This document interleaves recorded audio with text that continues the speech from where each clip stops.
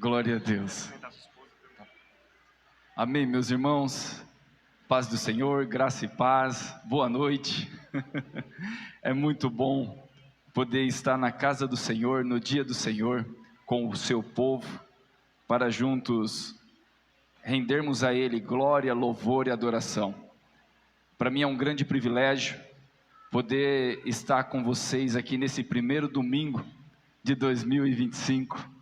Tenho certeza que o nosso Deus há de fazer coisas extraordinárias durante esse período, durante esse ano. Quero louvar a Deus, eu louvo a Deus pela vida do pastor Telmo, por ele ter cedido o lugar dele, que é de direito, de ensinar a igreja. Ele cedeu esse espaço para que de alguma maneira eu possa trazer algo da parte de Deus para a igreja. Agradecer a Deus pela vida do Jorge, que é um grande companheiro. Como disse, cada dia estamos fechando mais os laços, para a glória de Jesus. Mardoqueu, grandes amigos aqui, rostos conhecidos. Tenho que agradecer a Deus mesmo por esse privilégio, pela vida da minha esposa também, meus filhos.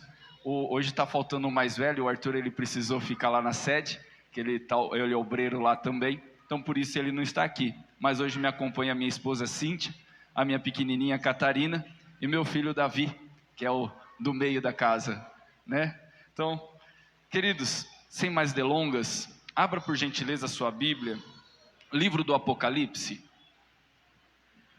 Esse ano de 2024 nós tivemos bastante desafios.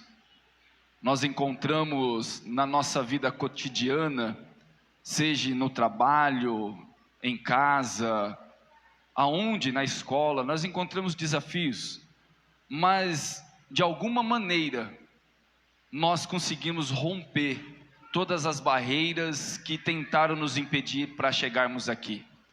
2024 foi um ano de desafios e muito aprendizado. Porém, o ano de 2025 é um ano de exercermos tudo aquilo que nós aprendemos. Seja para o bem, que aprendemos com o bem, ou aprendemos com as tribulações. Porque a tribulação também produz em nós o aprendizado. Porque disse Paulo, da tribulação produz a paciência, da paciência a experiência, e da experiência a esperança, e a esperança não traz confusão. Eu tenho certeza que todos os vendavais que enfrentamos foi para nos aproximarmos de Deus, e por isso estamos felizes, estamos alegres. O diabo tentou por diversas maneiras nos impedir, mas para a glória de Jesus, rompemos todas as dificuldades, as barreiras, e aqui estamos hoje para a louvor e exaltação do seu santo e glorioso nome. Glórias a Deus. Queridos, Apocalipse capítulo de número 1, a partir do verso de número 4. A minha versão é João Ferreira de Almeida, atualizada. Não, fiel e corrigida. João, as 7 igrejas que estão na Ásia. Graça e paz seja convosco da parte daquele que é, e o que era, e o que há de vir. E da dos 7 Espíritos que estão diante do seu trono. E da parte de Jesus Cristo, que é a fiel testemunha, o primogênito dentre os mortos, e o príncipe dos reis da terra, aquele que nos amou, e em seu sangue nos lavou dos nossos pecados, e nos fez reis e sacerdotes para Deus e seu Pai. A Ele seja glória e poder para todos sempre. Amém. Eis que vem com as nuvens, e todo olho verá, até mesmo os que os transpassaram, e todas as tribos da terra se lamentarão sobre ele. Amém. Eu sou o Alfa e o Ômega, o princípio e o fim, diz o Senhor, que é, o que era e o que há de vir, o Todo-Poderoso. Louvado e exaltado o nome do Senhor. Todas as vezes que nós lemos o livro do Apocalipse, ou ouvimos falar sobre o livro do Apocalipse, principalmente no contexto ao qual nós vivemos, nós rapidamente associamos esse livro a algo tribuloso, ou algo vindouro, ou algo que irá se findar. muitos olham para esse livro como algo que trará um grande sofrimento para o mundo. Porém, quando nós sentamos e lemos o livro do Apocalipse, nós compreendemos que esse livro, sim, é um livro tenebroso e muito terrível para aqueles que não têm esperança. Mas para a igreja do Senhor, quando olhamos para esse livro, logo nós já compreendemos que ele é um livro aberto, ele é um livro esclarecido, é um livro que Deus, o próprio Deus, traz para a sua igreja revelações das coisas que hão de acontecer. Ele nos apresenta coisas que aconteceu, coisas que estão acontecendo e coisas que hão de acontecer. Então nós entendemos que o livro do Apocalipse, ele é de alguma maneira um descortinamento do futuro. O livro do Apocalipse, ele foi escrito por João. João estava na ilha de Patmos, exilados, todos vocês sabem disso. E quando o mundo fechou a porta para João, Deus abre do céu uma janela e traz para ele uma revelação extraordinária. Se você pegar e ler todos os evangelhos, você vai ver que os evangelhos testemunham de Cristo Jesus. Mas o livro do Apocalipse é o próprio Deus testemunhando do seu Filho. É o próprio Deus dando testemunha daquele que era, daquele que é e daquele que há de vir.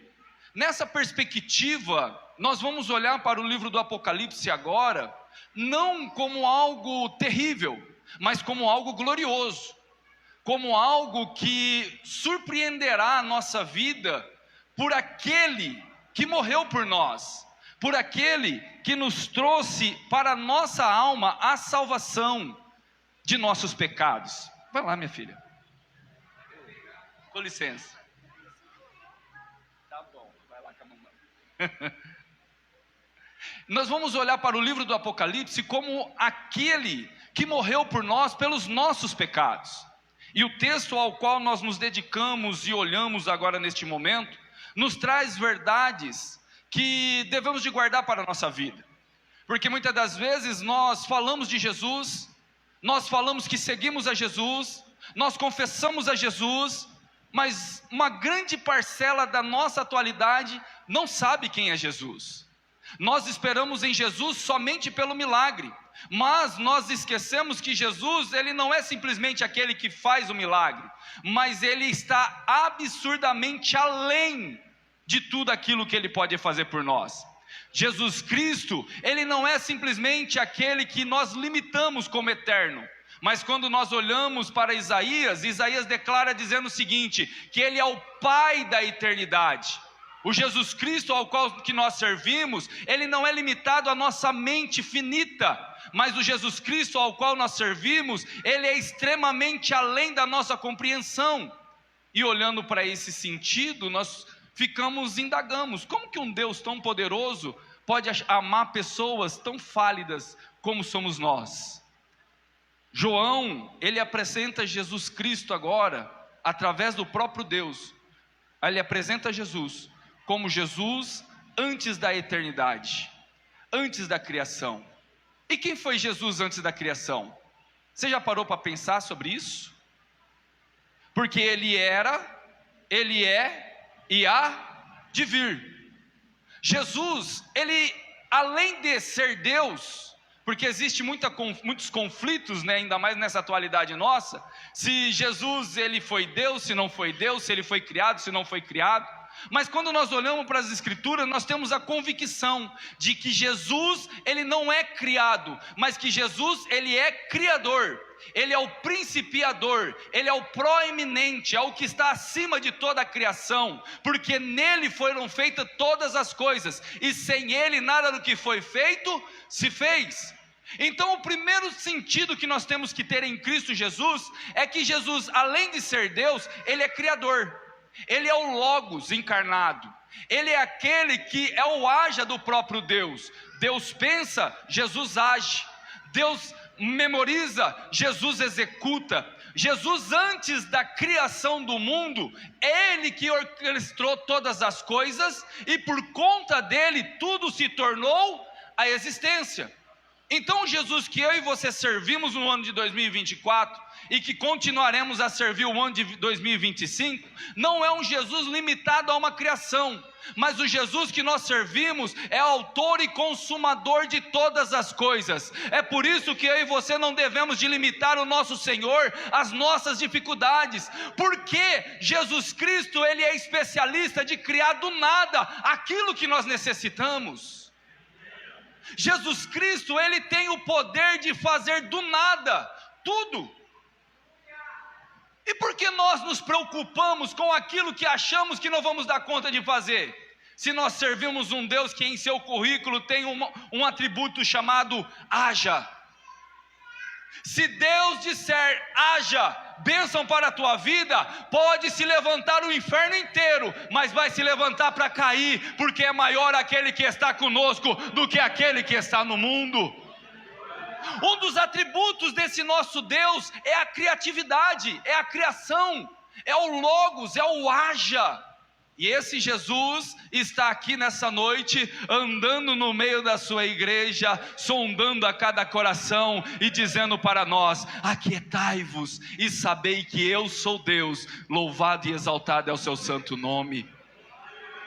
Além de ser criador, Ele é o autor da vida, e antes de criar todas as coisas, porque Ele é a vida dos homens, e nele está a vida. Sem Ele, só temos uma rápida e ligeira vida, porque fora de Cristo, só existe morte. Jesus, Ele disse o seguinte: aquele que tem, terá em abundância, mas aquele que não tem, até o pouquinho que tem, lhe será tirado. O que Jesus quis dizer com isso?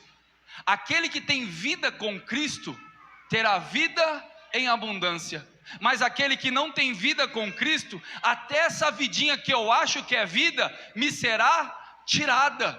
Queridos, Jesus disse para Marta: ainda que esteja morto, viverá. Jesus Cristo é o dono da vida, e antes mesmo de encarnarmos nessa terra, Ele já tinha nos criado, já tinha nos projetado, já tinha traçado a nossa linha dentro dessa terra. Tudo está nu e patente aos olhos daquele que devemos de prestar conta. A tua vida está guardada em Cristo Jesus. Se hoje você é uma nova criatura, você já não vive mais no velho Adão, tudo se passou, hoje tudo se fez novo. Você tem a mente de Cristo, e tendo a mente de Cristo, você não se ludiará com o desejo dessa vida, porque nós nos ludibriamos com o desejo da vida, esquecemos que essa vida que vivemos é passageira, é um sopro, disse Tiago, é como o vapor, disse Pedro, que ela passa, ela mostra, mas logo some. Mas se estivermos em Cristo, esse Cristo que é o Criador da vida, antes de criar todas essas coisas, Ele promete para nós vida em abundância, vida com graça. Passaremos por essa trajetória na terra, passaremos por aflição, porque Ele disse: no mundo tereis aflição. Só que além disso, Ele também diz: tem de bom ânimo, porque assim como eu venci o mundo, eu te ajudarei a vencer também. Você passará pelas tribulações dessa vida para um método de purificação para a sua vida, porque a tribulação, ela não vem para matar o crente, a tribulação, ela não vem para nos dispersar do caminho de Deus, as dificuldades, ela não vem para nos desviar da presença do Senhor, porque a tribulação, ela é uma ferramenta de Deus. Pastor, como assim a tribulação é uma ferramenta de Deus?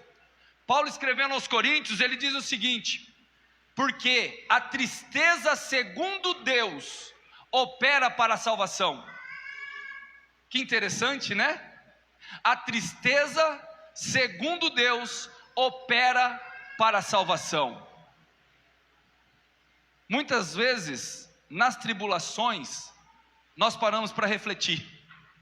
Existe um hino sacro da Assembleia de Deus, da harpa cristã, que diz o seguinte: os mais belos hinos e poesias foram escritas em tribulação. A tribulação, ela não vem para te matar, mas ela vem para te purificar. Ela vem para fazer você pensar.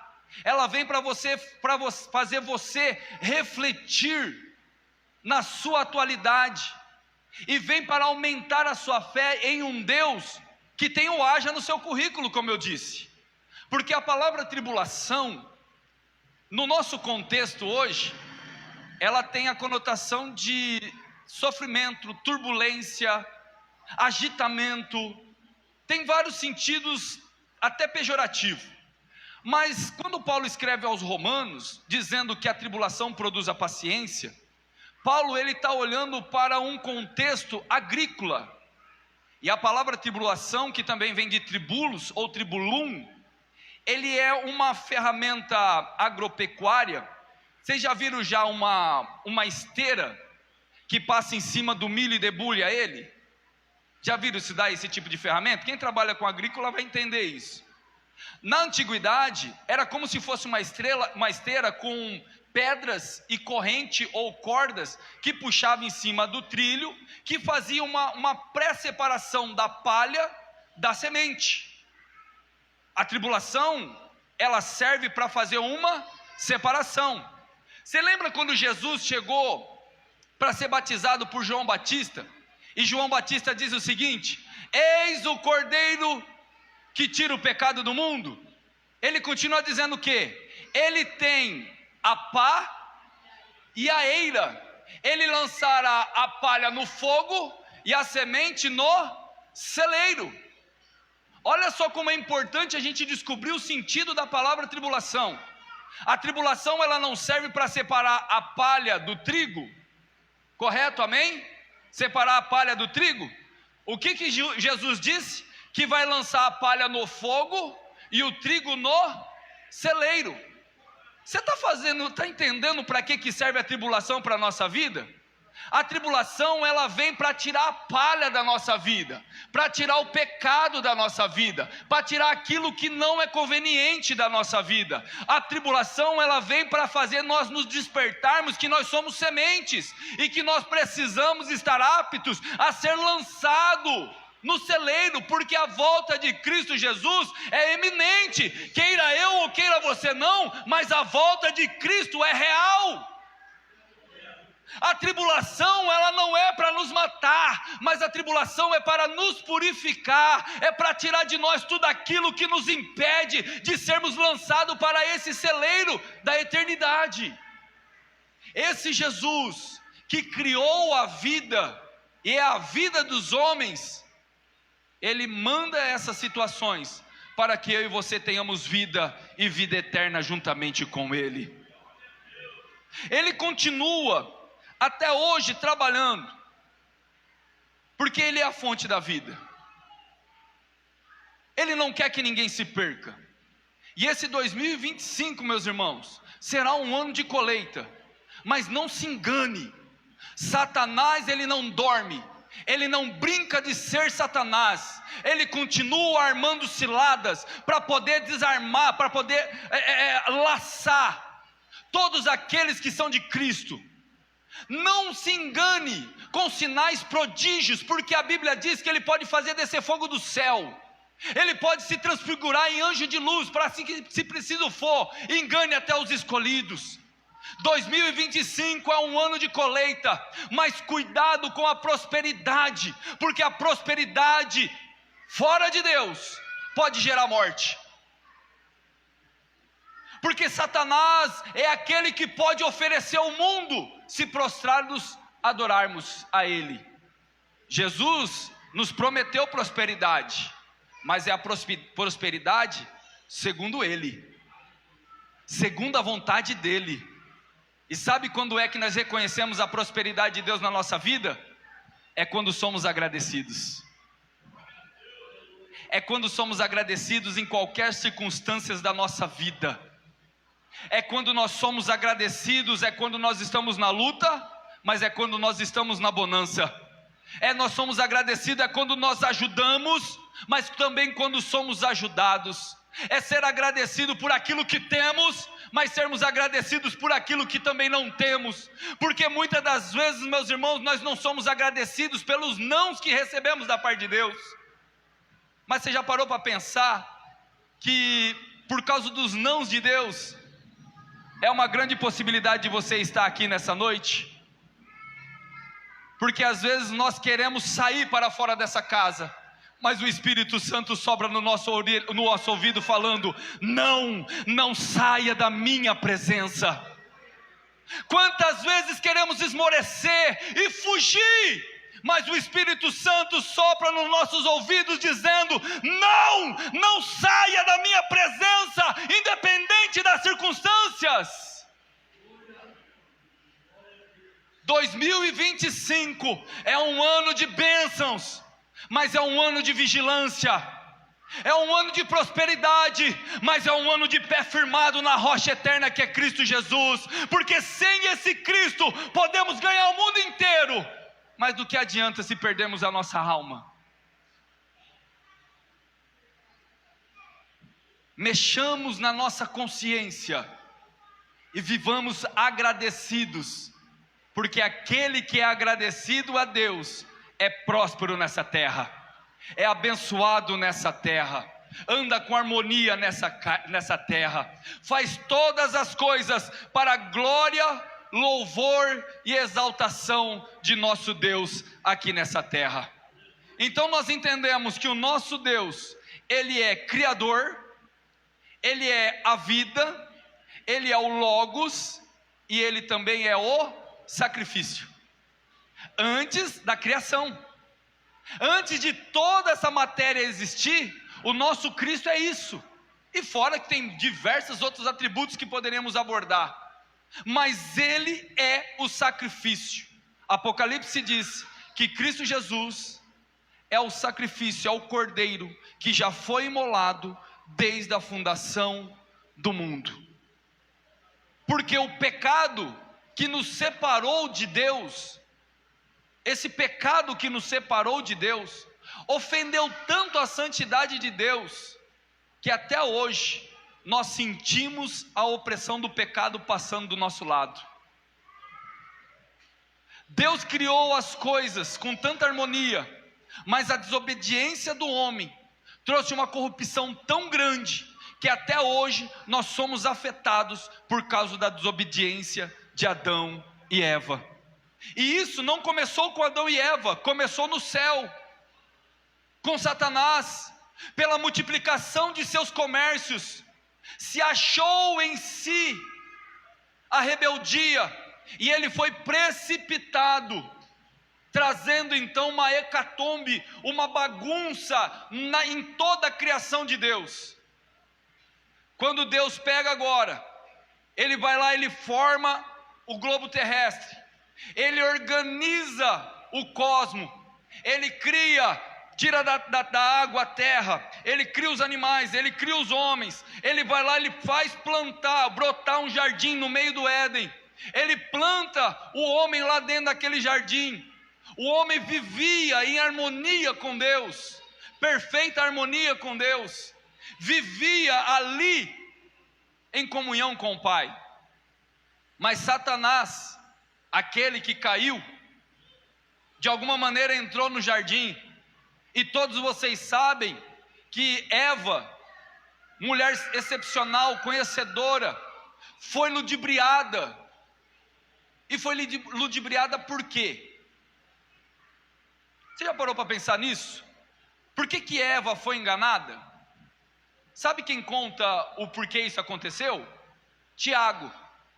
Tiago, ele fala assim, ninguém sendo tentado, diga, de Deus sou tentado, porque Deus não pode ser tentado pelo mal. Mas todos são enganados e ludibriados por aquilo que deseja. Qual que era o desejo de Eva?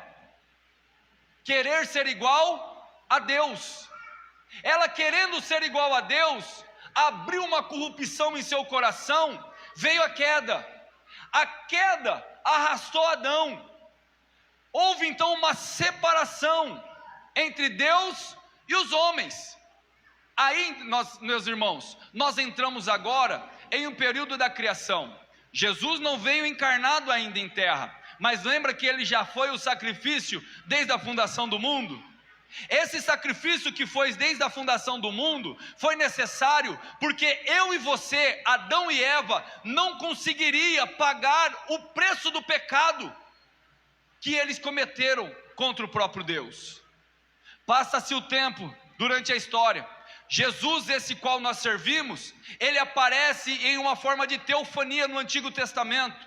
Aparece como o anjo do Senhor, aparece como guarda de Israel, aparece como o livramento de Israel, aparece como o provedor do povo de Deus. Esse Jesus, ele sempre ativo e trabalhando na história. Enquanto isso, o pecado se alastrando na humanidade, e ninguém conseguia apagar esse pecado. E o salmista, ele escreve com muita convicção dizendo: ninguém pode remir a alma do seu irmão, porque a redenção de uma alma é caríssima, e seus recursos se esgotariam antes. Ninguém poderia pagar, mas não se esqueça que o sacrifício já foi feito lá atrás. E a misericórdia e a graça de Cristo pairando sobre o povo do Antigo Testamento, até que nós chegamos na plenitude dos tempos. Nasce Jesus, nasce o Herdeiro, nasce o Emanuel, nasce o Príncipe da Paz, nasce o Conselheiro, nasce o Deus Forte, nasce o Remidor de nossas almas. Jesus Cristo, ele nasce de uma mulher, ele nasce de Maria, e aquela mulher venerada, santa, traz à luz o Redentor de nossas almas. O mundo às vezes não compreende isso. Como que o dono do universo foi envolto em saco de pano? Como que o dono do universo se transformou numa criatura? É como se nós nos transformássemos em uma formiga e entramos dentro do formigueiro para dizer que está vindo um trator para derrubar o formigueiro. Jesus fez isso. Jesus, sendo o Criador de todas as coisas, sendo o dono da vida, oh meus irmãos, sendo o remidor, ele negou-se e se humilhou ao ponto de nascer na sua própria criação. E o engraçado é que, se olharmos teologicamente, não foi Jesus que nasceu de Maria, mas foi Maria que nasceu de Jesus, porque sem Jesus nada do que foi feito se fez. Irmão, você compreende o Cristo que você serve? Você entende o Jesus que você serve? Porque assim, meus queridos, nós estamos vivendo em momento que nós temos que ter uma apologia dentro de nossa alma. Nós temos que ter uma convicção tão grande de quem é Cristo, que mesmo quando se levantarem alguém falando, eu sou Cristo, ou aquele é Cristo, nós não sejamos enganados, porque o Cristo ao qual nós servimos é um Cristo todo-poderoso. Ele não é um Cristo simplesmente que nasceu. Não, peraí, Jesus Cristo não simplesmente nasceu, mas ele andou, cresceu, aprendeu, cumpriu todos os mandamentos e todas as profecias, porque ele veio para cumprir o que os profetas estavam dizendo, ele veio para cumprir o que a lei estava dizendo, ele veio para cumprir a ordem do próprio Deus, porque Cristo Jesus foi enviado para cumprir ordem para a salvação de nossas almas. Nasce esse Jesus, cumpre tudo, só que chega um momento da nossa história que há necessidade da morte. Há necessidade da morte, porque a morte faz parte do plano da redenção. Só que com isso, nós cometemos um equívoco muito grande, porque eu vejo muitas pessoas supervalorizando a cruz, supervalorizando o sacrifício físico. Só que nós devemos de entender que o sacrifício de Jesus não está limitado a um sacrifício físico, porque se fosse simplesmente um sacrifício físico, qualquer um poderia pagar, qualquer um de nós poderíamos morrer e estava paga a conta. Mas lembra que o salmista falou? A redenção de uma alma é caríssima e ninguém pode pagar por ela. Por quê? Porque o pecado, a esfera do pecado, aconteceu em uma esfera eterna, em um lugar aonde eu e você não poderíamos alcançar. É por esse motivo que quando Adão e Eva pecam, a primeira coisa que acontece é o quê? Retiram-se ele do jardim, tira ele da árvore da vida, protege a árvore da vida, porque se o homem participasse com o pecado da árvore da vida, ele ficaria eternamente no pecado e não haveria mais remissão para a sua alma. Mas por misericórdia, Deus expulsa Adão e Eva do paraíso, para que eu e você possamos alcançar a redenção nessa noite por Cristo Jesus.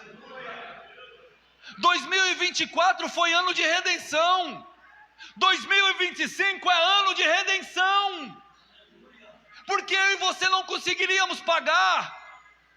Queridos, Jesus Cristo chega na plenitude do momento, ele é preso, ele é flagelado, ele é esbofeteado, ele é escarrado, ele é humilhado. Ô irmão, peraí, fizeram isso com o nosso mestre, fizeram isso com o nosso Salvador, fizeram isso com o nosso Deus. Mas como disse Isaías, como um cordeiro mudo, não ousou falar nada. Sendo Deus, porque ele disse: ou pensas tu que eu não poderia rogar ao Pai agora, ele me mandaria 12 legiões aqui e eu acabaria com toda essa festa?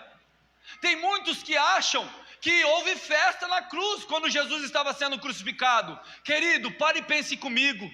Você acha mesmo que Satanás queria que Jesus fosse à cruz? Você acha mesmo que Satanás queria que Jesus morresse? Porque Satanás sabia, se Jesus morresse, o preço seria pago e a humanidade receberia a redenção. É por isso que na cruz muitos olhavam para Jesus e falavam: ué, você não é Deus?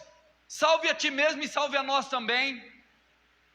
Zombaram de Jesus, a todos os momentos tentaram a divindade de Jesus, mas como um cordeiro mudo, ele não falou nada por amor de nós. É por isso que João disse: Deus nos amou primeiro, e é por isso que nós o amamos. Jesus Cristo foi à cruz, morreu, só que aqui está a chave da nossa vitória. Ao terceiro dia, a morte não pôde contê-lo, e hoje vivo ele está, como primícia daqueles que vivem. Só que a pergunta continua: qual que é o valor do preço de Cristo Jesus? Qual foi o valor que Jesus precisou pagar para que eu e você pudéssemos estar aqui? Existe uma ilustração, vou fazer uma ilustração aqui, pastor Telmo, só para nós compreendermos o tamanho do pecado e o tamanho da dívida que nós tínhamos. Posso pegar esse controle aqui? Imagine vocês, todos aqui comigo, que esse controle pequeno somos nós. Eu vou colocar aqui nesse cantinho aqui, ó. Imagine que esse controle aqui somos nós. Ali está nós. Está vendo toda essa parede aqui? Agora multiplique ela por 50 mil vezes. Imagine ela gigantesca mesmo, bem grande mesmo. Sabe o que é isso daqui? Se chama ira de Deus. Toda essa parede aqui se chama ira de Deus contra o pecado. E nós pecamos, e destituídos estamos da glória de Deus. Todos pecaram, todos. Aquela ira contra essa humanidade, o que ia acontecer? Conseguiríamos sustentar contra toda essa ira? Será que nós conseguiríamos aguentar toda essa ira contra essa pequena humanidade? Sabe o que Jesus Cristo fez por nós? ele simplesmente, no modo de dizer, ele entrou no meio. Hoje, Jesus Cristo contém a ira de Deus e oferece a mão para a humanidade. Hoje Jesus Cristo, ele intercede, segurando a ira de Deus, e ainda continua oferecendo redenção para a humanidade. Mas vai chegar um momento que Jesus vai fazer isso. Na antiga aliança, quando Deus se irava, rapidamente ele demonstrava o seu furor, e por isso que muitas das vezes havia atrocidades, dilúvio, terremotos, ele manifestava de alguma maneira. Hoje não. Lembra de Jesus quando ele estava no Getsêmani? E ele lá em agonia, suando como gotas de sangue, e o que ele disse para Deus? Pai, se possível for, passa de mim esse cálice. Você está entendendo o que é que tinha dentro desse cálice? O que estava dentro desse cálice é toda essa ira de Deus, porque a ira de Deus hoje não é derramada contra a humanidade, mas é depositada dentro desse cálice, e Apocalipse diz que chegará um momento em que Deus derramará o cálice da sua ira sem mistura. Toda a tribulação que nós passamos hoje, ou luta que passamos hoje, é misturada com misericórdia, é misturada com graça, para que todos alcancem a salvação, para que ninguém se perca. Queridos, Jesus Cristo tomou sobre si todos os nossos pecados, Ele tomou sobre si todas as nossas enfermidades, Ele tomou sobre Ele toda essa ira de Deus, para que eu e você possamos ter vida, e vida em abundância. Que esse 2025, nós possamos valorizar o sacrifício de Cristo, como Ele é. Porque há uma briga no nosso meio ultimamente, pastor Telmo, de que só porque eu dou um prato de comida eu sou bom e eu mereço a salvação. Só porque eu ajudo o próximo eu sou bom e eu mereço a salvação. Queridos, aqui ninguém merece a salvação. Todos nós aqui éramos indignos da salvação, mas em Cristo Jesus, Deus nos fez herdeiros, Deus nos fez co-herdeiros juntamente com Cristo. Hoje nós somos um sacerdócio real, nós estamos assentados sim em 4 paredes, mas essas 4 paredes, quando assenta a noiva do Cordeiro, já não é mais um lugar natural, se torna um lugar espiritual, um pátio celestial, aonde a presença do nosso Deus é notória no nosso meio. Deu para entender quem é esse nosso Cristo? Antes da eternidade, na nossa atualidade, Jesus Cristo morreu, e ao terceiro dia, Ele ressuscita. Por isso que o texto de Apocalipse diz, Ele era, Ele é, e há de vir. Então nós temos 3 princípios que tem que estar cravado em nosso coração. É um janeiro profético, é um janeiro abençoador, e eu acredito que nada melhor do que começarmos falando de nosso Salvador. Nada melhor do que remetermos à nossa memória aquilo que nos dá esperança. Porque Jeremias, ele está num calabouço, ele começa a contar e cantar lamentações, ele começa a ver as atrocidades do mundo que ele estava, ele começa a ver a corrupção, ele começa a ver a degeneração, ele começa a ver os adultérios, ele começa a ver tudo, e ele começa a se desesperar. Só que lá em Lamentações, ele diz o seguinte: eu quero trazer à memória aquilo que me dá esperança. E o que é que dá esperança para Jeremias? As misericórdias do Senhor, que são os motivos de nós não sermos consumidos. Que nós venhamos ter na nossa mente essa esperança, que independente do mundo ao qual nós vivemos, nós servimos um Deus que está vivo. Nós servimos um Deus que está vivo. Nós servimos um Deus que está vivo para todo o sempre.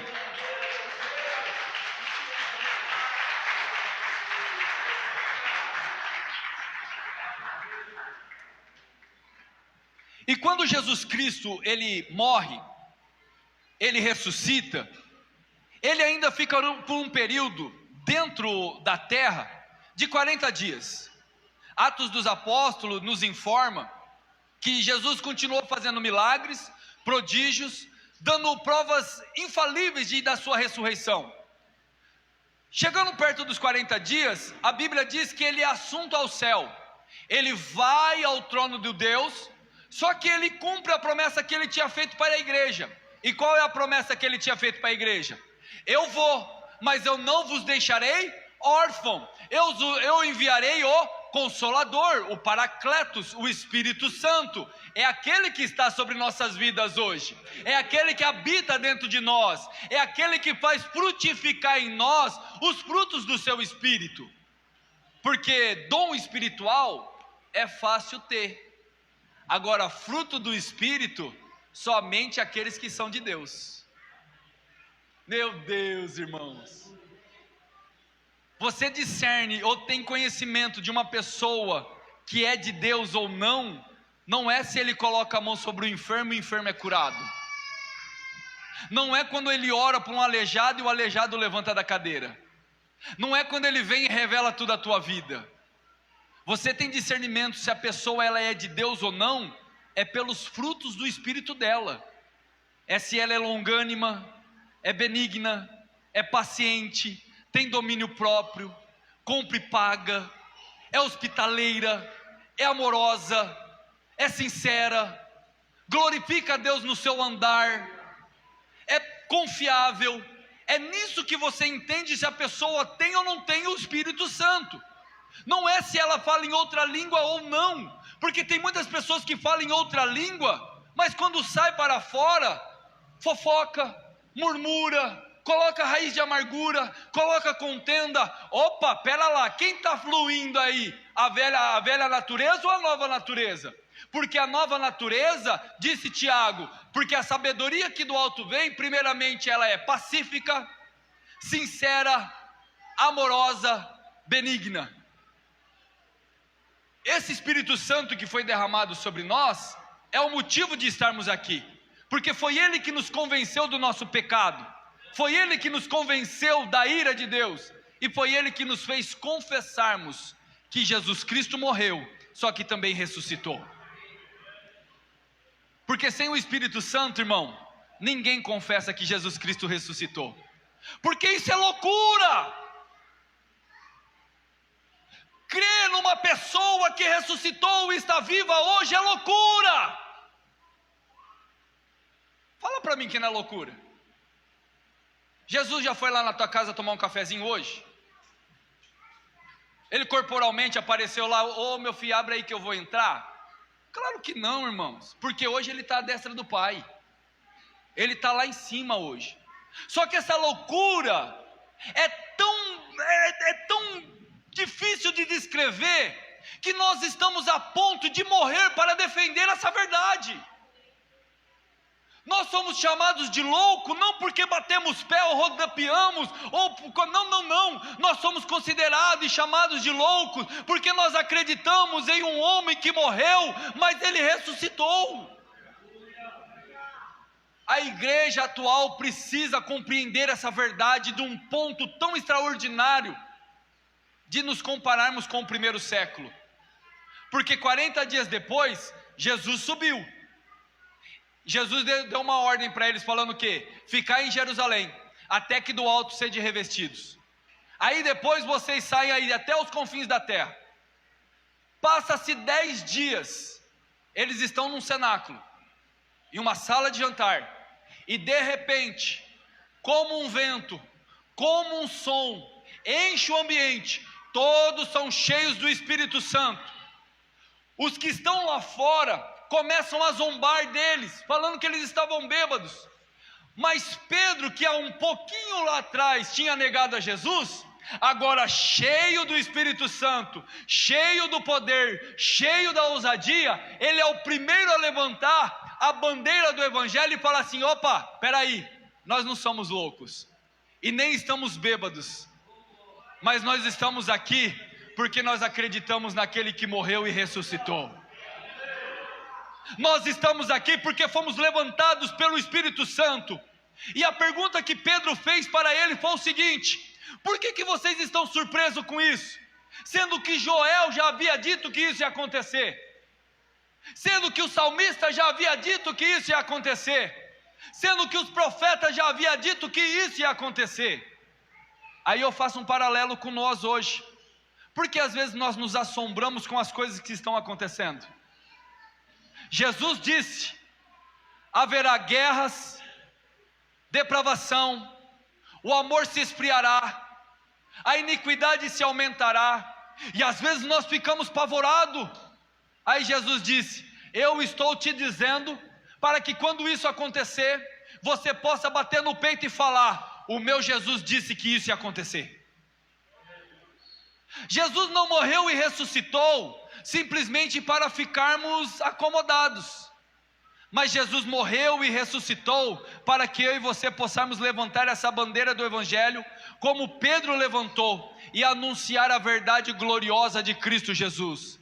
Que esse 2025, no nosso trabalho, na nossa casa, na rua onde andamos, na escola que estudamos, possamos também levantarmos essa bandeira do Evangelho e anunciar que Cristo Jesus está vivo e que em breve, muito em breve, Ele voltará para buscar uma igreja santa, uma igreja lavada, uma igreja redimida, uma igreja que levanta as mãos sem ira e sem contenda, uma igreja que vive em harmonia, uma igreja que ora pelo necessitado, uma igreja que ajuda o necessitado, uma igreja que faz obra missionária, uma igreja que rompe as barreiras da incredulidade, uma barreira que não olha para o findar da terra, uma igreja que não tem um umbigo colado nessa terra, uma igreja que ama a verdade, uma igreja que nega a carne, uma igreja que nega a corrupção, uma igreja que nega a própria vida para a glória e louvor do nome do seu Salvador.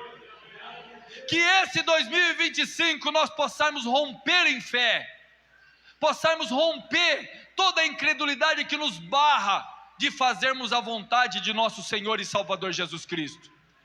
Porque Pedro se levantou, junto com ele levantou os apóstolos, e todos eles anunciando a volta de nosso Salvador. Contudo, meu querido irmão, eu quero lembrar você, eu quero trazer à tua memória aquilo que te traz a esperança, que Jesus, Ele mandou o Espírito Santo, nos impulsionou, nos deu força. Hoje Ele está sentado à destra de Deus Pai, contemplando a cada coração, com um olhar prescrutador, com um olhar como chama de fogo, entendendo qual é a intenção de cada coração aqui nessa noite.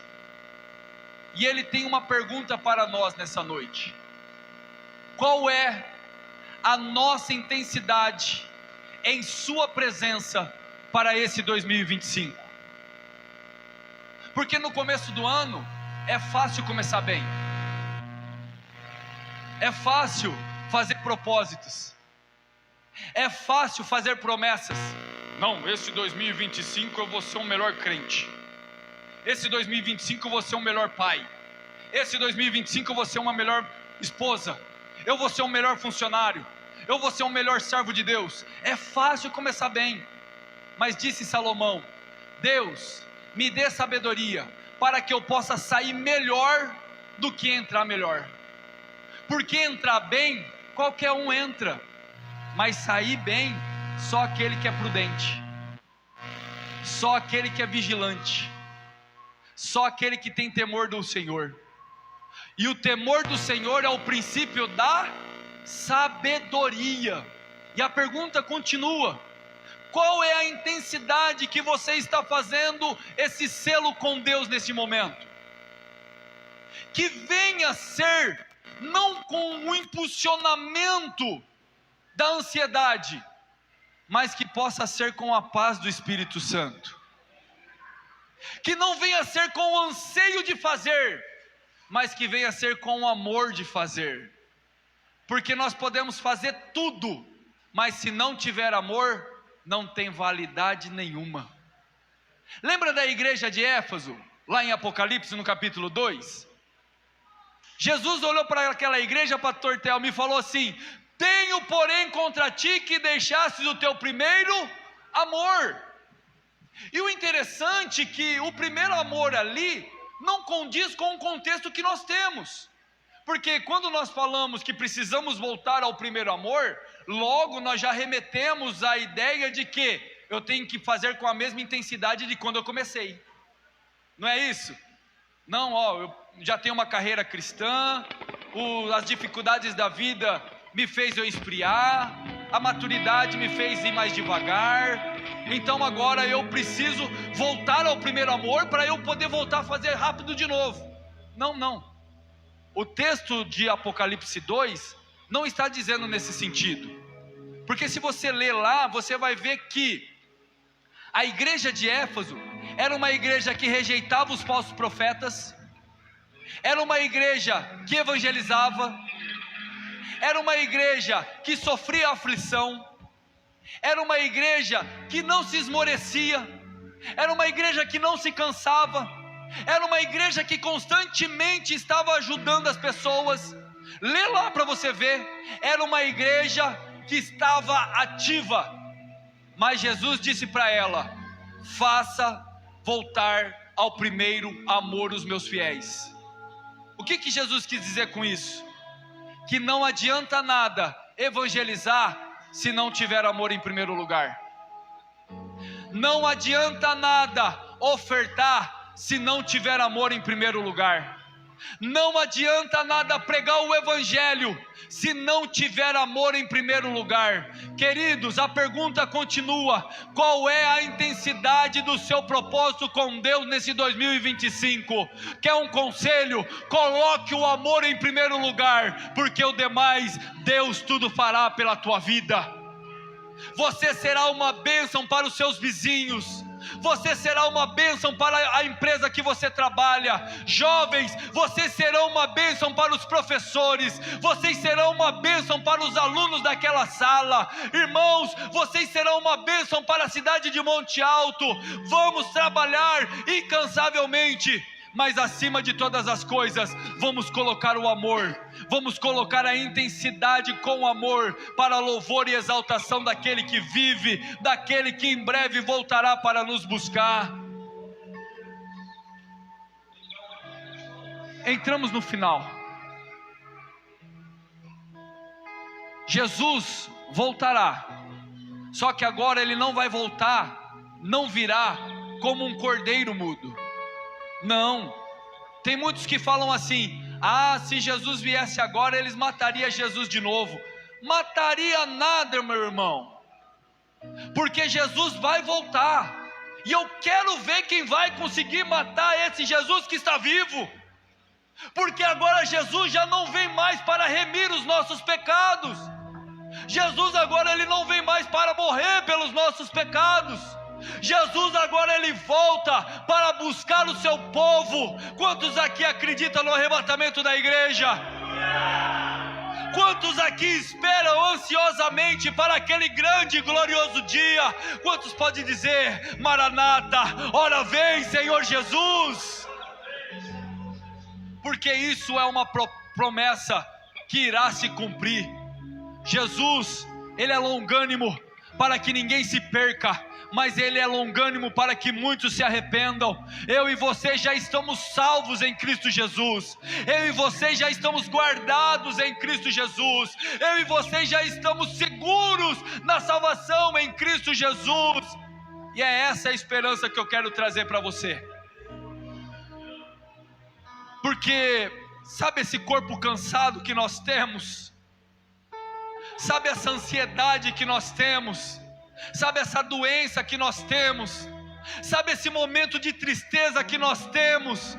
Queridos, é só um pouquinho de tempo, porque isso vai passar. Porque se Jesus não te curar aqui nessa terra, Ele tem algo preparado para você na eternidade. Esse corpo cansado será transformado em um corpo imortal. Esse corpo mortal se revestirá da imortalidade.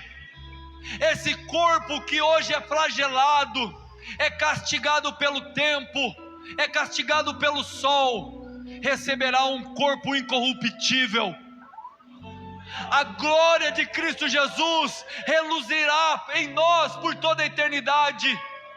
Contudo, meus irmãos, não nos cansaremos de fazer a obra nessa terra, porque os galardões de Deus estão preparados para nós no tribunal de Cristo. Esse Jesus que virá, que voltará, aquele que há de vir, tem os seus galardões em suas mãos. Nunca se canse de fazer o bem. Se você está com desejo de ajudar uma pessoa, ajude. Se você está com desejo de falar de Deus, fale, porque o diabo não quer que falamos.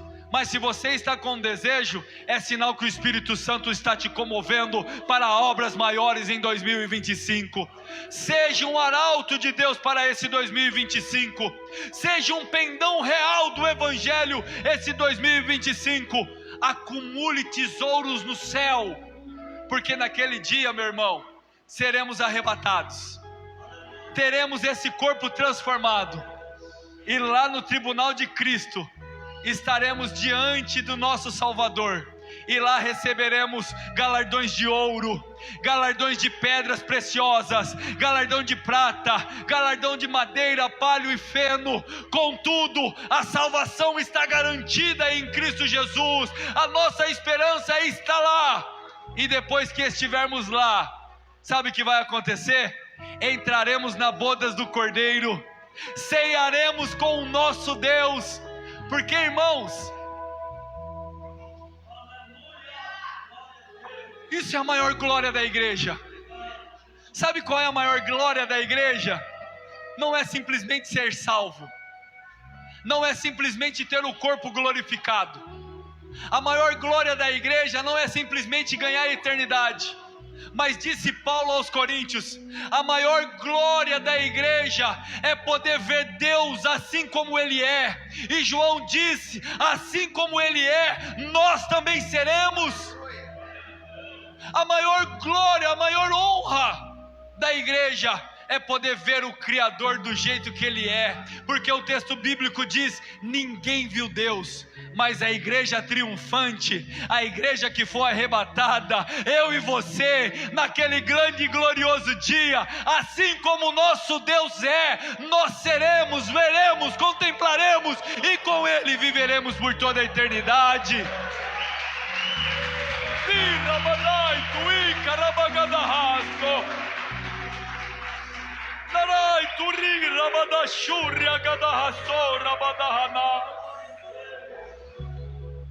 Que essa esperança, meus irmãos, venha frutificar em nossa alma, que esse desejo venha ser cada vez mais maior na nossa alma, porque Jesus Cristo não morreu simplesmente pela nossa alma, mas Ele morreu pelo nosso espírito e pelo nosso corpo. O teu corpo é precioso para Deus. O teu corpo é precioso para Deus ao ponto de Ele ressuscitá-lo. A tua alma é preciosa para Deus ao ponto de Ele guardá-la. O teu espírito é precioso para Deus ao ponto de Ele tomá-lo de volta. Você é precioso para Deus ao ponto de ter entregado o seu Filho, para que eu e você não pereçamos, mas tenhamos a vida eterna. Oh, meus irmãos, que o nosso Deus possa nos guardar, possa nos zelar, possa nos apacentar, possa nos conduzir, possa nos instruir em toda a nossa carreira cristã, em todo o nosso momento nessa terra.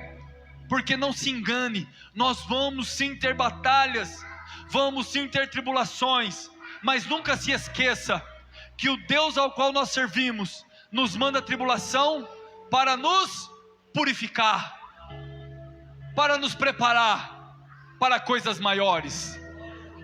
Paulo aos Coríntios, ele diz o seguinte: louvado seja Deus e Pai, o Deus das consolações, que nos consola, pastor Telmo, em todas as nossas tribulações, para que nós também possamos consolar aqueles que estiverem na mesma tribulação, ao qual nós fomos consolados.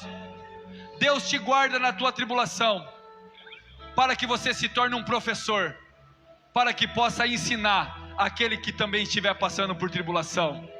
Que esse 2025 nós possamos alcançar metas maiores, de ajudar as outras pessoas. Do que adianta aprender se eu não passo? Do que adianta eu receber se eu não ajudo? Que esse 2025, o propósito de nossa alma, seja para a glória, louvor e exaltação de nosso Deus e Criador Jesus Cristo. Posso orar pela igreja, pastor? Se coloque de pé, por gentileza.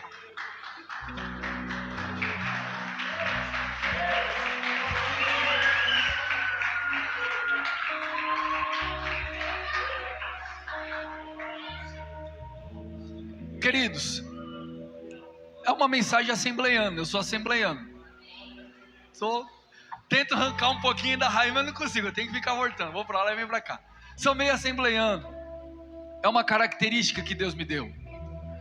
Mas eu rogo a Deus que você ficou incomodado com essa mensagem. Eu clamo a Deus para que Ele de alguma maneira possa fazer compurgir no seu coração a palavra de Deus. E que você nesse ano de 2025 venha fazer diferença aonde você colocar a planta de seus pés. Eu vou orar por vocês, vocês orem por mim, e nós como uma unidade, como igreja, rogamos ao Pai, para que Ele possa nos preparar, nos guardar, zelar por nós, para que tudo quanto fizermos, venha a ser para a sua glória e para o seu louvor.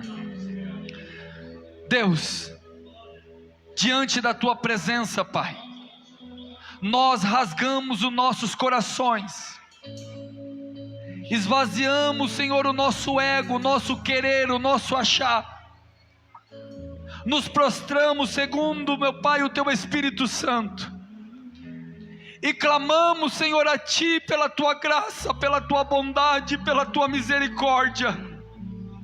Sabemos, Pai, que o Senhor nos amou de tal maneira que entregou o nosso Salvador, para que nós possamos estar aqui nessa noite, nessa comunidade, nessa igreja, na reunião dos santos, lembrando, Pai, o Teu sacrifício, lembrando o Teu amor por nós, lembrando, Senhor, o preço pago pelo Teu Filho.